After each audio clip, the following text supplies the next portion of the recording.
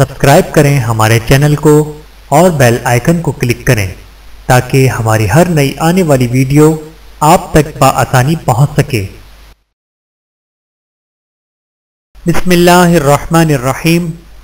ابدالوں کی 7 حکمت بھری باتیں۔ حضرت ابراہیم بن ادہم رحمۃ اللہ فرماتے ہیں کہ میرے پاس مہمان آئے، مجھے معلوم ہوا کہ آنے والے ابدال ہیں۔ حضرت ابراہیم بن ادہم رحمۃ اللہ فرماتے ہیں کہ میں نے ان سے عرض کیا کہ آپ مجھے وصیت فرمائیں تاکہ میرے اندر بھی آپ جیسا خوف خدا پیدا ہو جائے۔ ان ابدالوں نے فرمایا کہ اے ابراہیم بن ادہم، ہم آپ کو 7 باتوں کی وصیت کرتے ہیں۔ نمبر 1، جو شخص باطنی ہو اس کا دل بیدار نہیں ہو سکتا۔ نمبر 2، جو پیٹو ہو وہ صاحب حکمت نہیں ہو سکتا۔ نمبر 3، جاہل کا دل زندہ نہیں ہوتا۔ نمبر 4، دنیا سے محبت رکھنے والا حسن خاتمہ والا نہیں ہو سکتا۔ نمبر 5، لوگوں کو کثرت سے ملنے والا عبادت کی حلاوت سے محروم ہوتا ہے۔ نمبر 6، لوگوں کی رضا کا طالب اللہ تعالیٰ کی رضا کے حصول سے محروم رہتا ہے۔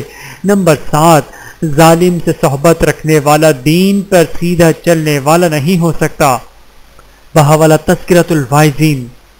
دوران بیماری بیمار کی 4 خصوصیات۔ ایک مہاجر فرماتے ہیں کہ میں نے ایک شخص کی عیادت کی اور کہا کہ مجھ کو یہ بات معلوم ہوئی ہے کہ مریض شخص کو دوران مرض 4 خصوصیات حاصل ہوتی ہیں۔ نمبر 1، اس سے حکم اٹھا لیا جاتا ہے کہ اس کے گناہ وغیرہ تحریر نہیں کیے جاتے۔